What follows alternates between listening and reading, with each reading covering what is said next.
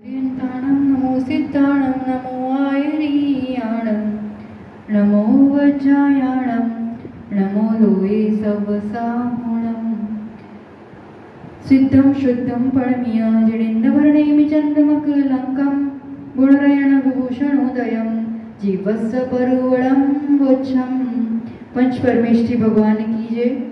तपस्वी सम्राट आचार्य सन्मति सागर जी महाराज की जय। चतुर्थ पटाधीशाचार्य रोगन सुनील सागर जी गुरुदेव की।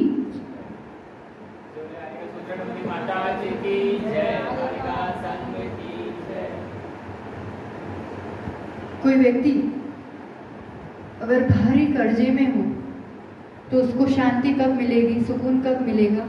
जब वो कर्जा उतर जाएगा। ऐसे ही समझो, और एक ही बार में बड़ा भारी कर्जा उतरे ऐसा जरूरी नहीं है, पर धीरे धीरे करते उतर जाएगा, तभी उसके जीवन में उसको खुद की संपदा मालूम पड़ेगी। बाकी कर्जा होता है ना, तब तक खुद कितना भी कमाओ वो खुद की मिलकत मालूम ही नहीं पड़ती है। तो ऐसा ही अनादि से जीव को कर्मों का बोझा है, और उसमें मान लो कि किसी व्यक्ति को 99,999 रुपए का कर्जा है, ठीक है ना। अब वो कर्जा उतारने के लिए तैयार हुआ है, तत्पर हुआ है, तो क्रम से जो कर्जा उतारना पड़ता है। और सबसे पहले मान लो, समझ लो कि 90,000 का कर्जा उतर गया उसका, ठीक है ना। एक ही झटके में 90,000 उसने सुलटा दिए, मतलब समझो कि मिथ्यात्व का कर्जा उस जीव का निकल गया। अब वो कहे मेरा पूरा कर्जा उतर गया, तो पूरा नहीं उतरा है, पर बहुत हल्का हो गया। अब कितना बाकी रहेगा? अगर इसका 90,000 गिनेंगे तो बाकी कितना रहा? बस इतना ही बाकी रहा, बहुत हल्का हो गया। और वो इतना हल्का हो जाता है, जो जीव हल्का होता जाता है वो उतना ऊपर चढ़ता जाता है। तो मिथ्यात्व मतलब सबसे भारी काम, सबसे बड़ा भार उतार दिया। अब उसके बाद उसको कौन सा कर्जा उतारना पड़ेगा? मिथ्यात्व उतर गया तो चौथे में पहुंचा, अब अविरति का कर्जा उतारना पड़ेगा, वो वाले कर्मों का उदय फिनिश करना पड़ेगा। तो अब मान लो जैसे इसमें से 9,000 का कर्जा उसने उतार दिया, है ना। किसकी कितनी अहमियतें बता रहे हैं। मिथ्यात्व उतरना मतलब बहुत बड़ा काम हो गया। अब थोड़ा थोड़ा करके बाकी इतना तो उतार ही देगा ना। जिसने 90,000 उतारा वो 9,999 नहीं उतार देगा, और थोड़े ही समय में उतार देगा। इतना उतारने में तो थोड़ा टाइम लग सकता है, पर ये तो अब फास्ट काम होगा। तो अब सेकंड नंबर पे किस पर काम करना पड़ता है? अविरति पर, असंयम पर। सबसे पहले मिथ्यात्व पे काम किया, फिर असंयम पर काम किया, तो 9,000 उतर गए, खत्म। अब कितने बचे? 999। अब असंयम के लिए भी बाधक क्या हो जाता है? आश्रव के कारण है, ये सब बंध के कारण है। उनको एक एक करके खत्म करना पड़ेगा। पहले मिथ्यात्व को खत्म करते, फिर अविरति को, उसके बाद प्रमाद को जीतना पड़ता है। तब जाकर के छठे गुणस्थान से भी ऊपर की अवस्था बनती है। तो अविरति के बाद प्रमाद, फिर कषाय, ये सब देखते जाएंगे। अभी तो अपन ने इतना ही उतारा है, अभी देश संयम की बात चल रही है, 5वें गुणस्थान की बात चल रही है। अब 5वें तक मान लो इतना उतर गया, अब इतना बाकी है। अब इतना जो बाकी है वो फिनिश करते करते अपन 14वें तक पहुंचेंगे धीरे धीरे, है ना। तो मिथ्यात्व गया, अविरति गई, तो 5वां स्थान मिला इस जीव को, इस मनुष्य को, और वो है संयम। सम्यक दर्शन के साथ संयम भाव भी है, असंयम भाव भी है। और हमने ये देखा, और ये ध्यान आ जाना चाहिए अब विषय, कि ये शौक्षमिक भाव है। तो किस अपेक्षा से? अनंतानुबंधी के 4 और अप्रत्याख्यानावरण के 4, ये 8 प्रकृतियों का उदयाभावी क्षय, यानी मान लो अप्रत्याख्यानावरण का निषेध है, सत्ता है, उसका उदय आने का समय है। तो वो एक समय पहले वो किस रूप से उदय में आएगा? प्रत्याख्यान के रूप में चेंज हो जाएगा, संक्रमण हो जाएगा। तो उस रूप में उदय नहीं आने के कारण उसको उदयाभावी क्षय कहा। और भविष्यकालीन निषेध जो है उसका सद अवस्था रूप उपशम, वो समय के पहले उदय में नहीं आएंगे, उदीर्णा नहीं होगी। तो ये वाली अवस्था अपने विशुद्धि के बल पर अंदर मेंटेन करना पड़ता है, इसको बनाए रखना पड़ता है।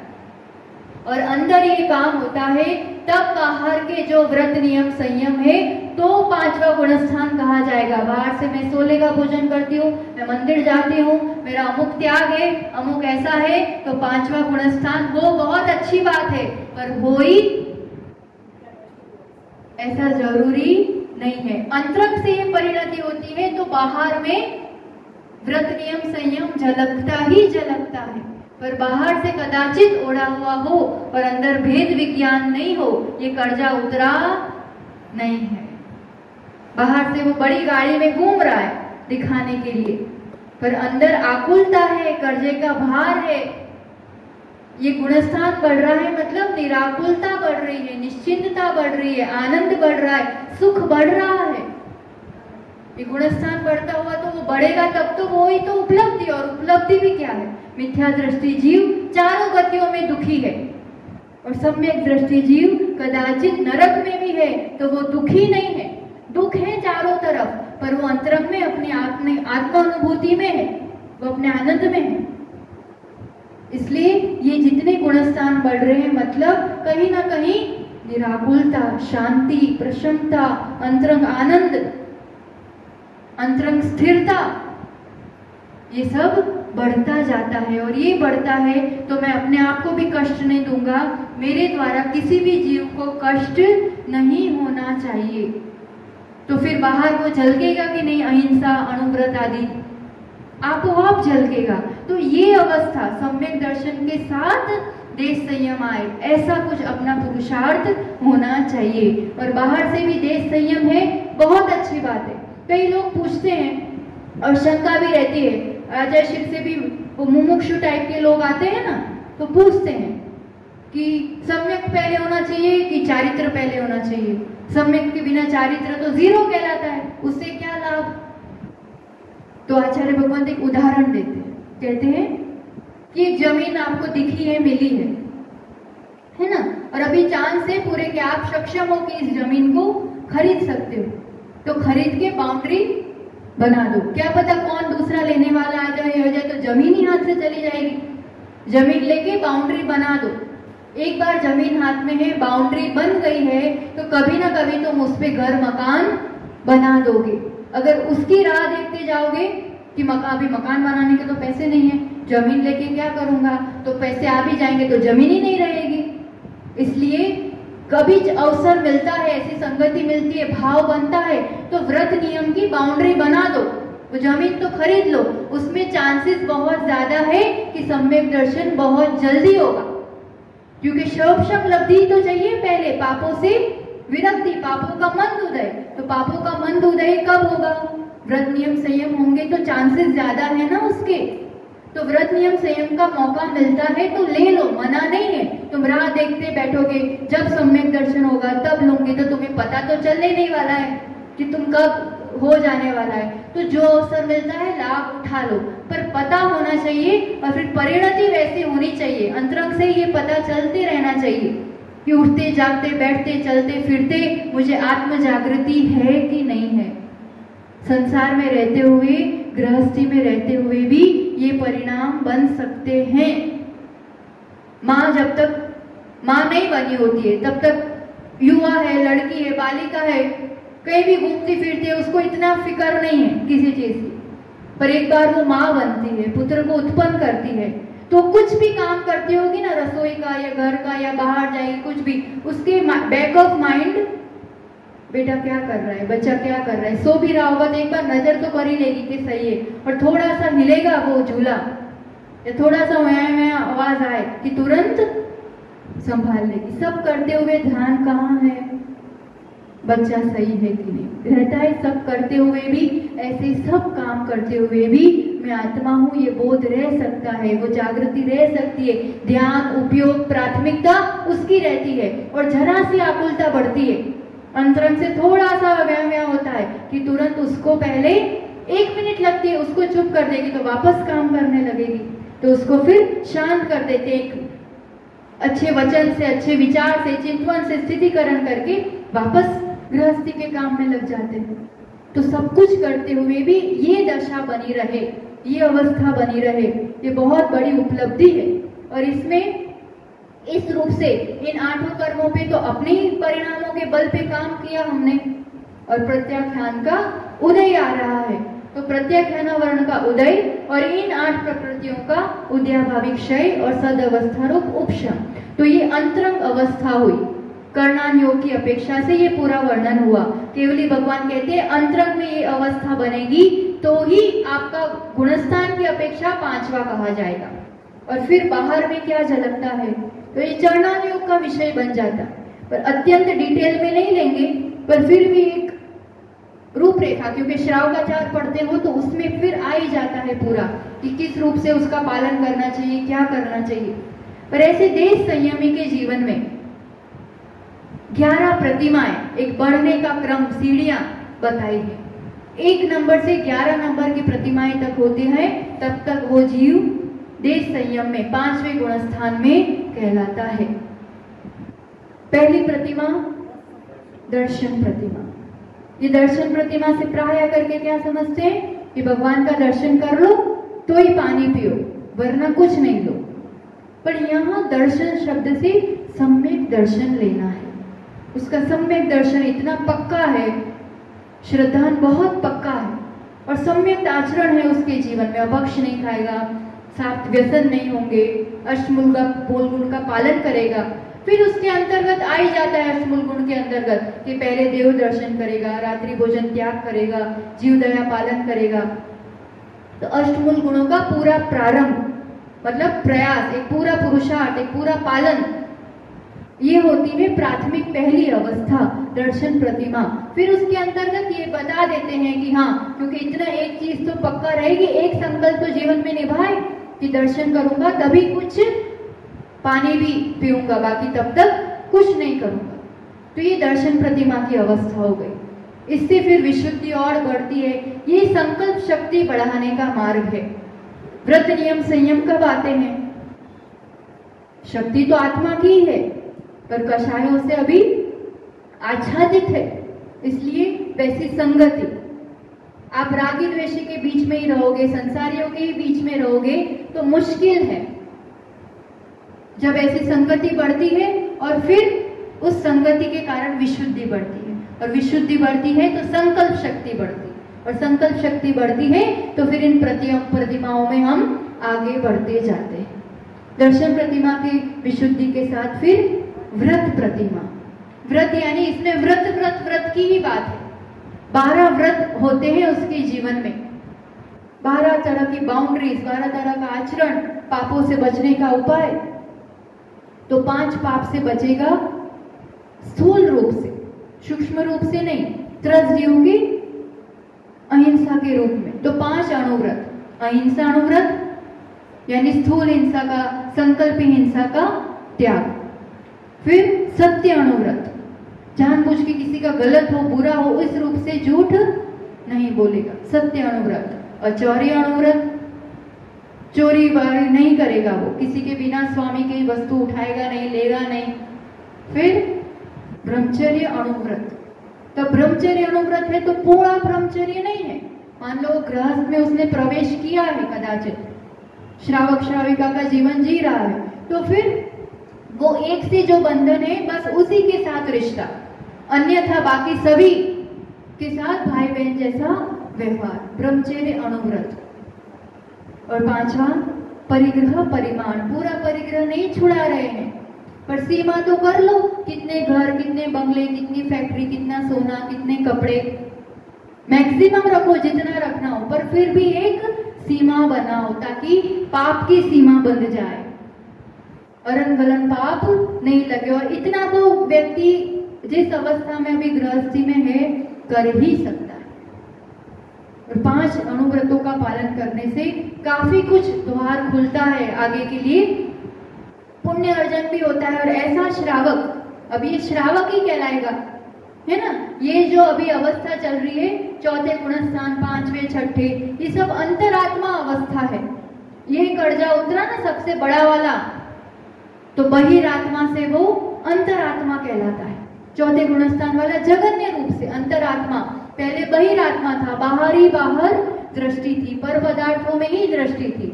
अब उसकी अंतरात्मा, आत्मा की ही अवस्था है ये, कोई अलग से आत्मा नहीं आई है कहीं से।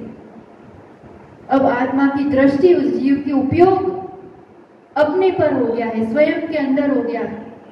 ये अंतरात्मा अवस्था है ना, तो ये अंतरात्मा अवस्था का ये जगन्य रूप है। फिर मध्यम और सबसे ऊपर फिर इसी में प्रोग्रेस होता है, उत्कृष्ट रूप आता है, फिर परमात्मा पना इस जीव की अवस्था प्रकट होती। तो इस अंतरात्मा पने में ये 5 अणुव्रत, और उसके साथ फिर अणुव्रत का पालन तो कर रहे हैं, फिर इसकी गुणों में वृद्धि हो, गुणों में वृद्धि के लिए वैसे कुछ व्रत रखे गए हैं। पापों से बचना ये बहुत बड़ा पुरुषार्थ है। अब तुम आज कहीं बाहर नहीं जाने वाले हो तो दिशा बांध लो कि मैं अमुक जगह से बाहर नहीं जाऊंगी। अब पूरे लोक में या पूरे भारत खंड में, आर्यखंड में भी, भारत देश में भी, कि मैं उत्तर में यहीं तक जाऊंगा, दक्षिण में यहीं तक, पूर्व में यहीं तक, चारों दिशा आजीवन बांध लेगी तो वो दिग्व्रत हो जाता है। और देश व्रत में रोज रोज का नियम कि अमुक ही काम करूंगी, अमुक नहीं करूंगी, यहाँ जाऊंगी, यहाँ नहीं जाऊंगी, इतने समय तक ये रहेगा। प्रत्याख्यानावरण कर्म को जीतना है। अभी तो उदय चल रहा है, पर अब प्रैक्टिस चल रही है ना। तो प्रत्याख्यान वर्ण कर्म को जीतना है तो ज्यादा से ज्यादा प्रत्याख्यान करो जीवन, और ज्यादा से ज्यादा प्रतिक्रमण करो। प्रतिक्रमण करते हैं तो पूर्व पाप मंद पड़ते हैं, विशुद्धि बढ़ती है। और प्रत्याख्यान मतलब भविष्यकालीन के लिए, भविष्य के समय के लिए नियम बांध लेना कि इतने समय ये नहीं करूंगी। अभी नहीं भोजन कर रहे हैं अपन, अब ये सुन रहे हो तब तो नहीं खा रहे हो, तो इतना संकल्प करके ही बैठो, जब तक ये नहीं पूरा होगा तब तक मेरा अन्न जल का त्याग। ये क्या हो गया? प्रत्याख्यान। जितना जितना प्रत्याख्यान बढ़ेगा उतना उतना प्रत्याख्यानावरण कर्म को जीतने की शक्ति बढ़ती जाएगी। 1 घंटे का, 2 घंटे का, 10 घंटे का, थोड़ा थोड़ा भी ये सब देश व्रत में आ जाता है। छोटा छोटा प्रत्याख्यान करते रहना चाहिए। आज 4 ही कपड़े पहनूंगी, उससे ज्यादा अलमारी में 10 पड़े होंगे, 50 पड़े होंगे, उसके परिग्रह से बच गए। आज इतने ही पहनूंगी, आज यहीं जाऊंगी, आज यही खाऊंगी, आज 10 वनस्पति से ज्यादा नहीं खाऊंगी। ये सब परिग्रह जितना हो उतना उसमें से भी सीमा बांधते जाना चाहिए। परिग्रह की सीमा बांधते हैं, पापों की सीमा बांधते हैं तो एक दिन असीम को भी पा सकते हैं, इस आत्म संपदा को पा सकते हैं। तो दिग्व्रत, देशव्रत और अनर्थ दंड व्रत, 5 पापों की तो सीमा बांध दी, अणुव्रत आ गए, है ना। अब उसको कमरे में बंद कर दिया बच्चे को कि बाहर मस्ती नहीं करेगा, पर कमरे में तो कुछ भी कर सकता है ना, एक सीमा तो बांध दी। अब उसके अंदर भी व्यर्थ के पाप नहीं करना। आचार्यों ने कितना गजब का एक उनकी सोच, अपने लिए उपकार, जबरदस्त। अनर्थ दंड व्रत, अब कुछ अनर्थ हो, व्यर्थ का, बिना प्रयोजन का कोई भी काम जहां हो, जो सीमा बांधिए उसमें व्यर्थ का काम नहीं, अनर्थ हो वैसा काम नहीं। पाप बड़े, डंडे खाना पड़े, अनर्थ दंडवत, अनर्थ में डंडे खाना पड़े, ऐसा काम नहीं करना। तो जो सीमा में भी व्यर्थ के पापों से बच जाना। बैठे हैं तो यूं चटाई यूं कर रहे हैं, बिना मतलब के पंखे चल रहे हैं, नल चल रहा है, कुछ भी ठीक। अब ये तो गुणों में वृद्धि के लिए गुण व्रत थे। और उसके बाद शिक्षा व्रत, क्योंकि आगे बढ़ना है ना, तो ट्रेनिंग तो लेनी पड़ेगी। तो ये ट्रेनिंग के लिए, जो आगे बढ़ना है उसके लिए शिक्षा व्रत। अभी पूर्ण रूप से पालन नहीं करो तो कोई बात नहीं, पर शिक्षा रूप में होना चाहिए। तो कौन कौन से व्रत आते हैं उसमें? सबसे पहले सामायिक, 48 मिनट तक सर्व सावध्य, सर्व पापों से त्याग कर, दिशाओं बांध कर अपना उपयोग, अपना समय स्वयं के लिए देना। अभी 48 मिनट पूरी नहीं हो कोई बात नहीं, 20 मिनट, 24 मिनट, 1 घड़ी बैठो, आधा घंटा बैठो, ठीक है ना। अभी प्रतिमा नहीं आई है सामायिक, अभी शिक्षा व्रत है, पर बैठना चाहिए। फिर प्रोषद उपास, अब हमेशा एक आसन करना है ना मुनि बन के, तो तो अभी थोड़ा थोड़ा अभ्यास शुरू करो कि अष्टमी चतुर्दशी करो, उसके आगे पीछे प्रोषद उपवास, तो सप्तमी और नवमी भी, तेरस और पूनम भी, इस रूप से भी एकासन आदि का, उपवास आदि का पुरुषार्थ करना पर्व के दिनों में। फिर भोग परिमाण, तो परिग्रह परिमाण में भी आ ही गया था, फिर भी इसमें और शिक्षा रूप से कि पूरा परिग्रह त्याग नहीं हो पाए तो उसमें भी काफी सीमा बांध लेना। और अतिथि संविभाग, अब 2 प्रतिमा हो गई, अब वो खुद शुद्ध मर्यादित भोजन करता है ना। अब वो कुएं से पानी छान के ही पिएगा, मर्यादित भोजन ही करेगा, क्योंकि त्रस्त जीव की हिंसा का त्याग है। अब पानी अनछना पिएगा तो त्रस्त जीवों का घात होगा, बिना मर्यादा के मसालों का, आटे का भोजन करेगा तो त्रस्त जीवों का घात होगा, तो त्रस्त जीवों का घात उसके हाथों अब नहीं हो सकता है। इसलिए इसके अंतर्गत और भोग उपभोग परिमाण में यहाँ कहीं तो नहीं लिखा 16 का भोजन करना, तो क्यों करना, तो किसके अंतर्गत आता है, ये भोग उपभोग परिमाण, इस व्रत के अंतर्गत। भोग यानी एक बार भोगा जाता है, उपभोग यानी जो बार बार उपभोग करते हैं, कपड़े आदि, और भोजन एक बार, तो इसके अंतर्गत इस व्रत में आता है शुद्धि से मर्यादित भोजन, प्रासुक भोजन करना। तो ये शिक्षा व्रत, और खुद ऐसा भोजन करता है तो अतिथि संविभाग, वो खुद पड़गाहन करेगा, मुनिराज को आहार देगा, उसके बाद ही खुद भोजन करेगा। ये सब शिक्षा में, और आहार दान देने वाला एक दिन आहार लेने वाला भी बन ही जाता है, ये संगति का वो प्रभाव होता है। 2 प्रतिमा मुख्य बेस है, आधार है, फिर आगे आगे उसी में दृढ़ता दृढ़ता दृढ़ता। अब यहाँ सामायिक करता था, पर तीसरी प्रतिमा सामायिक प्रतिमा, अब वो प्रतिमा कंपल्शन, अब उसको तीनों टाइम पूरी 48 मिनट बैठ के करना ही करना। फिर चौथे में प्रोषद उपवास, तो अब कंपल्सरी हो गया अष्टमी चतुर्दशी उपवास करना, आगे पीछे एकासन करना, इस रूप से पूरा। पहले शिक्षण रूप से था, अब कंपल्शन रूप में। फिर 5वां सचिता चित, नहीं सचित त्याग प्रतिमा, सचित यानी जिसमें चित्त है, जिसमें जीव है, तो ऐसा आखा भोजन नहीं कर, मतलब पूरा केला खाया या पूरी रोटी खाई, ऐसा नहीं, उसको अचित करके ही भोजन कर सकते, फल सब्जी वगैरह व्यवस्थित सुधार के, उसको गर्म करके या छिन्न भिन्न करके, नमक आदि लगा के, जिससे उसमें अचितपना हो, मतलब वापस पुनः भी उसमें उगने की क्षमता नहीं हो।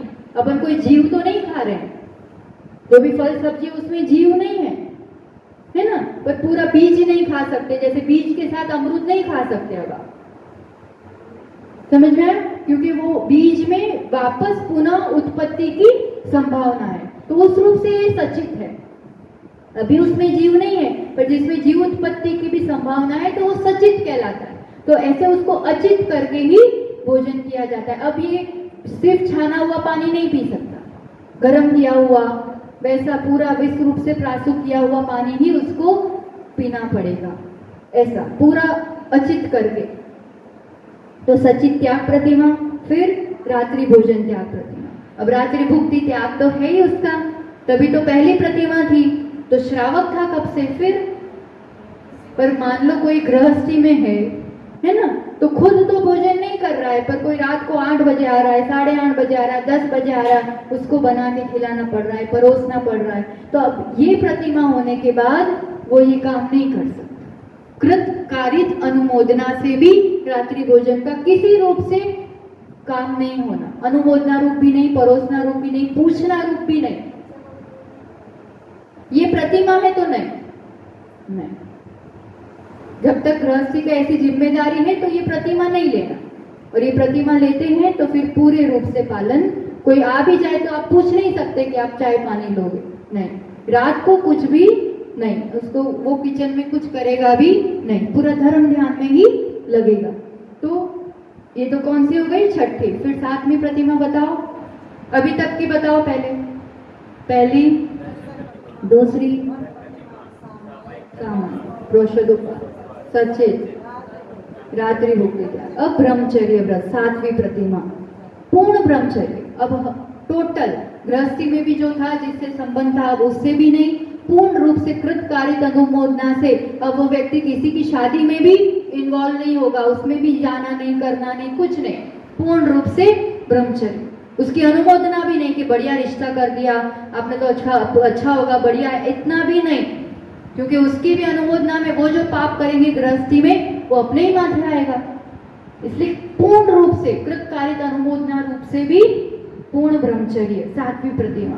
फिर 8वीं आरंभ त्याग प्रतिमा। आरंभ यानी व्यापार करना, दुकान चलाना, गृहस्थी में रसोई बनाना, ये सब जो आरंभ पाप के काम होते हैं ना, ये अब वो दुकान आदि का लोभ नहीं रखेगा। बेटे देख रहे हैं, संभाल रहे हैं, भाई देख रहा है, अपन को ज्यादा विकल्प नहीं करना, उसका उस संबंधी त्याग। आरंभ में भी इतना है कि इतना थोड़ा रख सकता है कि खुद के लिए बनाया या कोई त्यागी को करा दिया। अब वो पूरे परिवार की चिंता नहीं करेगा, सबके लिए नहीं करेगा इतना।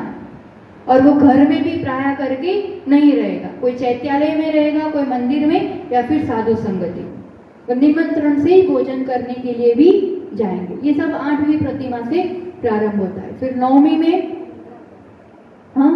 परिग्रह त्याग, पूर्ण रूप से बाह्य परिग्रह, क्षेत्र, सोना चांदी, ये सब। अब पहनने के लिए जितने कपड़े होंगे वो, या थोड़े बर्तन चाहिए तो इतना, बाकी सब जो घर वाले हों उनको सुपुर्द। अब अपने नाम से कोई अकाउंट और कोई पैसा या कोई जमीन जायदाद ये सब नहीं हो, बहुत आवश्यक अपने कपड़े बर्तन और घड़ी किताब, इतना बस, जैसे एक साधु के लिए होता है उसी रूप से। और ये बढ़ते बढ़ते कौन सी अवस्था आती है? शुल्लक शुल्लिका की अवस्था, 10वीं 11वीं प्रतिमा। अब ग्रह त्याग हो जाता है, परिग्रह त्याग तो प्राय करके ग्रह त्याग हो ही जाता है। फिर अनुमति त्याग, अब किसी को अनुमति भी नहीं देना कि तुम ये कर लो, अमुक रूप से व्यापार कर लो, उसको सिखा दे, उसको बता दे, मार्गदर्शन दे दे, नहीं। और उद्देश्य त्याग, अपने उद्देश्य से भोजन भी नहीं और कोई भी काम अपने उद्देश्य से नहीं होना चाहिए। ऐसी 11 प्रतिमा, ये सब किसके अंतर्गत आती है? आपको लगेगा इतना सारा कर लिया, अभी वहीं के वहीं बैठे हैं, पर ये अवस्था उसी में बनती है। 5वें गुणस्थान वाला ये अवस्था है। शुल्लक महाराज, शुल्लिका महाराज, ये सब 5वें गुणस्थान, ये प्रतिमाओं का जो पालन, 2 प्रतिमा से 11 प्रतिमाधारी सभी देश संयमी। और कौन आता है इसमें? तिर्यंश आ सकते हैं, आ सकते हैं। तिर्यंश कर्म भूमि का कोई संगी पंचेंद्रिय तिर्यंश का इसे गुणस्थान हो सकता है। फिर मनुष्य में, तो मनुष्य में स्त्री का भी हो सकता है, पुरुष का भी हो सकता है। और आर्यिका का भी 5वां गुणस्थान ही होता है। कहने को उनके महाव्रत है, संपूर्ण पापों का त्याग है, पर गुणस्थान तो 5वां ही होता है। क्यों? विशुद्धि में बहुत फर्क है, इसमें भी परिणामों में असंख्यात भेद है। कहने को गुणस्थान वही है, पर परिणाम के बहुत पैरामीटर से बहुत ज्यादा कम ज्यादा उसमें रहता है। तो आर्यिका व्रत में भी, क्योंकि स्त्री पर्याय की एक ऐसी पराधीनता है या ऐसी संक्लिष्टता है कि वो प्रत्याख्यानावरण कर्म को नहीं जीत सकती, वो उसका अनुदय, उसका उपशम नहीं कर सकती। चाहे कितनी विशुद्धि बढ़ाए, चाहे कितने व्रतों का पालन कर दे, चाहे कितना ही निर्मल सम्यक दर्शन हो, पर वो प्रत्याख्यानावरण के कर्म का अनुदय नहीं कर सकते। और जब तक उसका अनुदय नहीं करेंगे तो गुणस्थान ऊपर का नहीं हो सकता। उसका देश संयम नहीं है सकल संयम, पर अंतरंग अवस्था जो कर्मों की जो विवक्षा चाहिए, वो कर्मों की विवक्षा फिट नहीं बैठ रही है ना। 7वें गुणस्थान की अपेक्षा जो कर्म का उदय है, जिनका उपशम है, वो वाली अवस्था द्रव्य स्त्री पर्याय में नहीं हो सकती।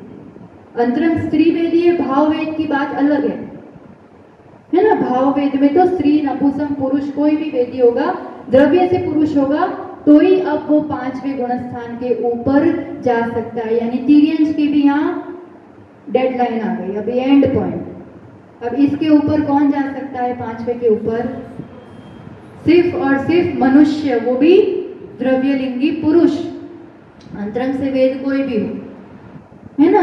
मतलब यहाँ तक ही लिमिट है, उसके बाद एक पुरुष पर्याय होना देखो कितना जरूरी है। कुछ बाह्य निमित्त भी जरूरी होते हैं अंतरंग अवस्थाओं को पाने के लिए। तो आगे अब और इस प्रत्याख्यानावरण कषाय को जीतेंगे अपन, तो कौन सा गुणस्थान बनेगा?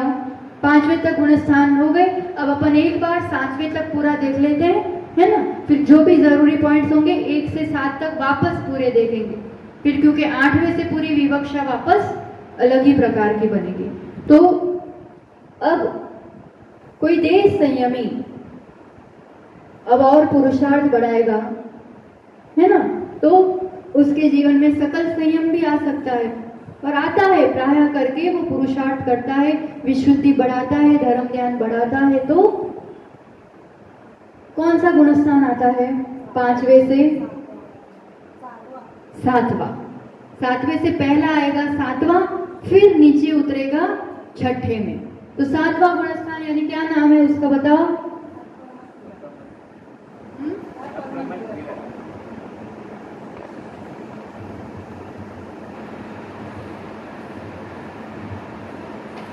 मान लो किसी की दीक्षा हो रही है ना, मुनि दीक्षा। तो मुनि दीक्षा के समय उसका कौन सा गुणस्थान बनेगा? पहले किसमें था? 5वें में। कोई शुल्लक था या कोई व्रती था, प्रतिमाधारी था, है ना। अब उसकी दीक्षा हो रही है, तो दीक्षा के समय अब वो 5वें से 7वें में उठ सीधा ऊपर चढ़ेगा। तब वो गुणस्थान कैसे बनता है, किस रूप से बनता है? अब कषाय देखो, अब मोहनीय कर्म की अभी कहाँ किसकी बात चल रही है? चारित्र मोहनीय, है ना। चारित्र मोहनीय में अनंतानुबंधी गए, सम्यक आचरण आया। अब प्रत्याख्यान गया, देश संयम आया। अब किसको जीतना पड़ेगा? चौकड़ी एक एक जा रही है। अनंतानुबंधी की चौकड़ी गई, फिर अप्रत्याख्यान की चौकड़ी अभी गई नहीं है, मतलब सत्ता से नहीं गई है, उपशम किया, उद्याभावी क्षय किया है, ठीक। अब तीसरी चौकड़ी प्रत्याख्यानावरण, क्योंकि प्रत्याख्यान है तब तक आप पूरा नियम संयम, सकल चारित्र नहीं ले सकते। सकल यानी पूर्ण रूप से पापों का त्याग, महाव्रतों का जीवन में आना। तो ये सब अवस्थाएं विशुद्धि बढ़ती है ना, तो सहज छूट जाता है, कोई जबरदस्ती छोड़ना नहीं पड़ता। ये दशा ही ऐसी होती है। अब तीर्थंकरों का जीवन देखो या किसी भी मुनिराज का जो पुराण आदि पढ़ते हैं अपन, तो ऐसी कोई डेट निकलती हो दीक्षा की और साल भर पहले, 6 महीने पहले, और फिर खूब धूमधाम होता और इधर उधर जाते हो, ऐसे इस रूप से थोड़ी। ये तो अभी प्रभावना के स्तर के लिए या एक मार्ग बना देने के लिए अभी इस रूप से सब किया जाता है। बाकी वास्तव में ये गुणस्थान बनता है ना, जब कुछ नहीं दिखता है, बड़ा बड़ा महल भी, बड़ी बड़ी संपदा भी यूं तृणवत छोड़ के जंगलों में निकल जाते हैं। केशलोद स्वतः प्रारंभ हो जाता है, सब यूं उतर जाता है। सुकुमाल मुनि की है, और कितनी गजकुमार, सुकुमाल, जम्बू स्वामी, शादी की रात को, एक दिन हुआ बस शादी को, कैसा वैराग्य होता होगा। ये वैराग्य दृढ़ होता है ना, तब वैराग्य मतलब संसार विषय भोगों से विरक्ति, उदासीनता, उसकी अब बिल्कुल भी रुचि या महिमा नहीं रही। तो ये एक झटके में भी काम हो सकता है या खूब अभ्यास से भी हो सकता है। ये सबके अपने अपने पुरुषार्थ पर आधार करता है, होनहारिता पर आधार करता है, उसकी निकट भव्यता है, निकट संसारी है, तो एक ही बार में काम हो जाए। समोशरण मिला, सम्यक दर्शन हुआ, दीक्षा हुई, मोक्ष, सीधा एक ही बार में सब काम हो गया, है ना। इस गुणस्थान में थे, एक ही भाव में पूरे गुणस्थान पार कर दिए। और कोई है कि कई कई भावों में काम हो पाता है। तो ये तो अपना अपना जितना संसार है उस पर आधार है। पर जब भी होता है 7वां गुणस्थान प्राप्त करना अपने आप में बड़ा पुरुषार्थ का, दुर्लभता, महत्वपूर्ण एक महिमाशाली काम है।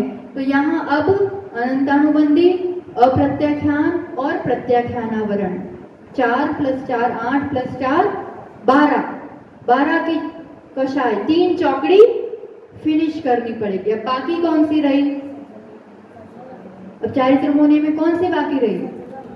संज्वलन कषाय। संज्वलन कषाय देखो 3 चौकड़ी तो गई।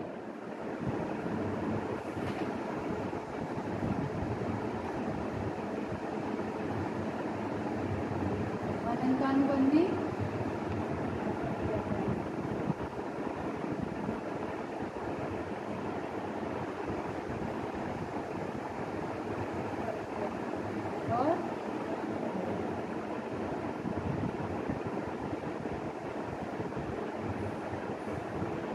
300 गए। अब ये सभी सर्वघाती प्रकृतियां हैं, 12 की 12 सर्वघाती है। अब इसको क्या करेंगे, भावी और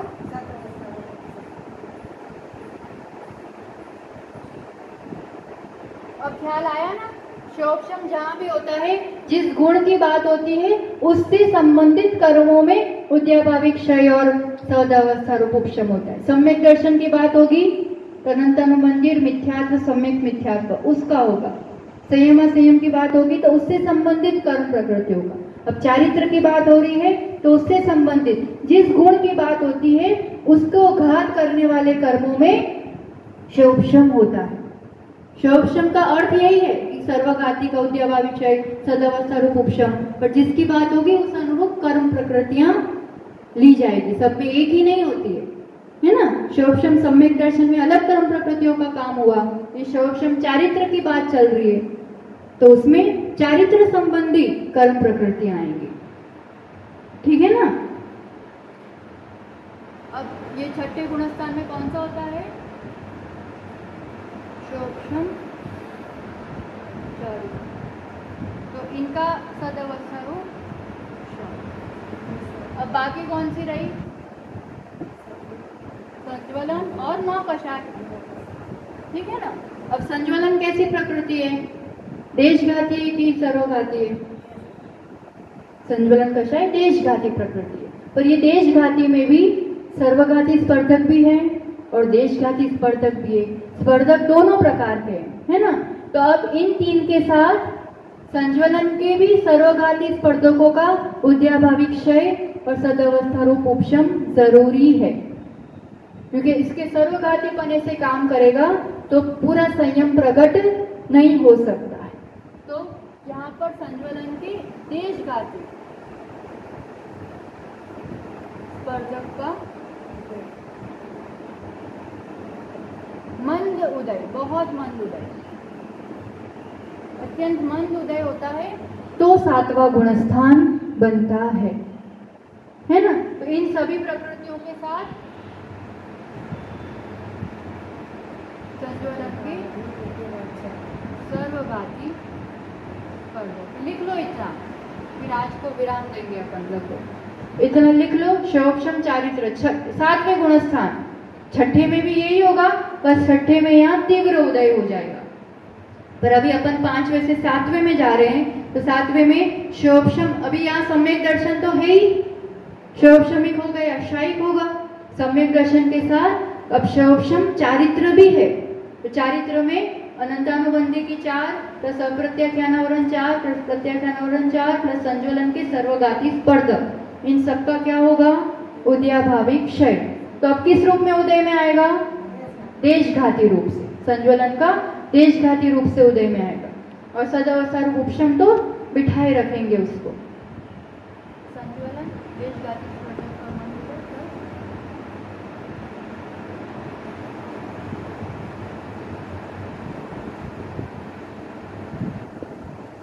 प्लस 9 कषाय, इनका उदय चलेगा एक तरफ। तो इससे कौन सी अवस्था बनती है, सातवां गुणस्थान अप्रमत्त विरत। विरत यानी पूर्ण विरक्त है अब ये, और अप्रमत्त मतलब प्रमाद भी नहीं है, पर इसका काल अंतर्मूर्धी होता है मैक्सिमम, इससे ज्यादा वो इसमें नहीं रह सकता।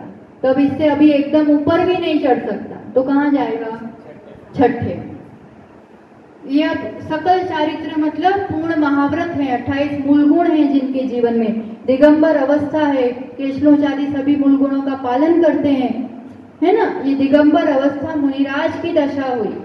मुनिराज की कौन से गुणस्थान होता है, छठा सातवां। दीक्षा के टाइम कौन सा होगा, सातवां, फिर वो अंतर्मुक्त रहेगा, फिर कौन सा हो जाएगा, छठा। छठे सातवें में इस रूप से ऊपर नीचे जब तक वो सम्यक के साथ सकल चारित्र है तो ये मुनिराज की इस रूप की अवस्था होती है।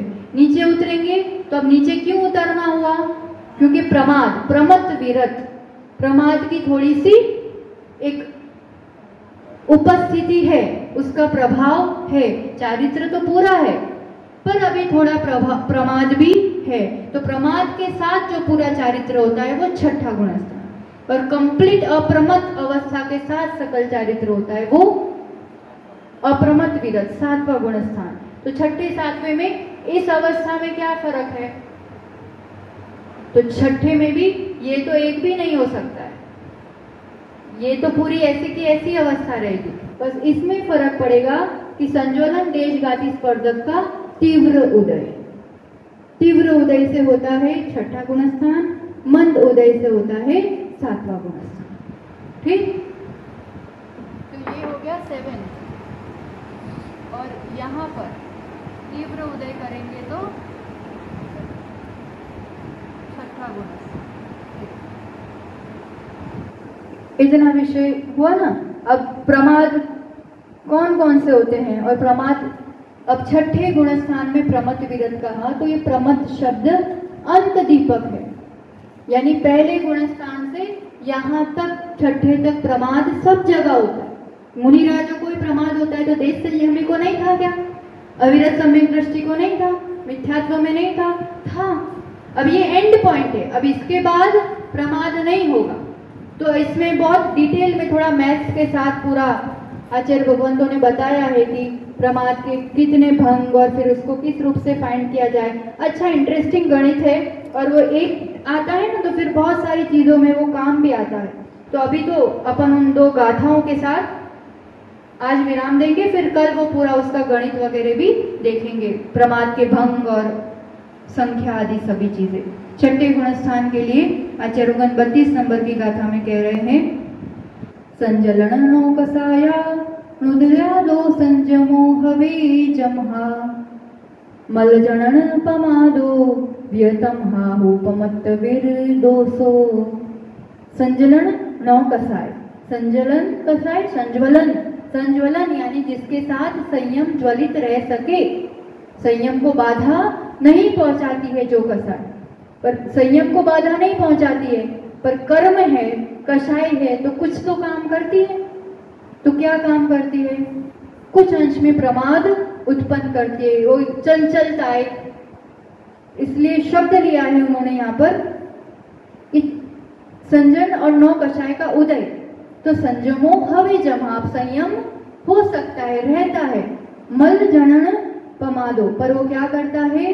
मल उत्पन्न करता है। पमादो प्रमाद उत्पन्न करता है। कर्म की इतनी शक्ति है कि संयम को बाधा नहीं पहुंचाता है ना, क्योंकि देशघाती पना है। जहां देशघाती पना होता है वहां गुण का पूरा घात नहीं होता है। तो चारित्र गुण का पूरा घात नहीं हो रहा है, चारित्र गुण प्रकट हो रहा है, पर कर्म तो कर्म है, कुछ तो घात करेगा। तो उसकी वजह से मल उत्पन्न होता है, प्रमाद उत्पन्न होता है। और तमहादु पमत विरदो, इसको प्रमत विरत गुणस्थान कहते हैं। और इसको एक उदाहरण से समझाया है, कैसा होता है? वत्तावत्त पमादे जो वसई पमत्त संजदो होदी शैल गुणशील कलियो महवई चित्तलायर्णो। वत्तावत्त पमादे, व्यक्त प्रमाद भी है और अव्यक्त प्रमाद भी है। वो आगे देखेंगे, दोनों प्रकार से प्रमाद है। पूरा प्रमादी जीवन नहीं है, कुछ अंश में प्रकट हो भी जाता है और यहाँ पर कुछ अंश में अव्यक्त भी है। जो वसई पमत्त संजदो, जो उसमें स्थित है, स्थिर है प्रमत्त विरत में। और शैल गुणशील कलियो, क्या है? सकल गुणशील, गुण और शील व्रतों से वो युक्त है, पूरे महाव्रत है, शील ब्रह्मचर्य है, सकल गुण भी है, महावई महाव्रती भी है। पर कैसा है उसके लिए? चित्तलाय चरणों, वो आचरण कैसा है? चित्रल। जैसे कोई प्राणी नहीं होता है चित्त कबरा, है ना, तो चित्त कबरे जैसे होता है ना, उस रूप से पूरा शील गुण व्रत सब है, पर प्रमाद के कुछ उसमें चंचलता है, दाग है, चित्त कबरा है। ये संयम कैसा है? प्रमाद के साथ है, इसलिए चित्त कबरे जैसा है। और आगे का फिर और विशुद्ध अप्रमत्त आचरण है। तो ये प्रमाद आदि का देखेंगे और आगे के गुणस्थान अपन समझेंगे। आज के लिए इतना ही। जय बोलो आचार्य भगवान सुनील सागर जी गुरुदेव की। जिनवाणी के ज्ञान से सूझे लोकालो, सो वाणी मस्तक नमु सदा देत हूँ दो। हे जिनवाणी भारती तो है जपो दिन रैन जो तेरा शरण नाग रहे सो पावे सुख चैन नो बात नो। द्वादशांग में जिनवाणी माता की जय। आचार्य भगवान सुनील सागर जी गुरुदेव की।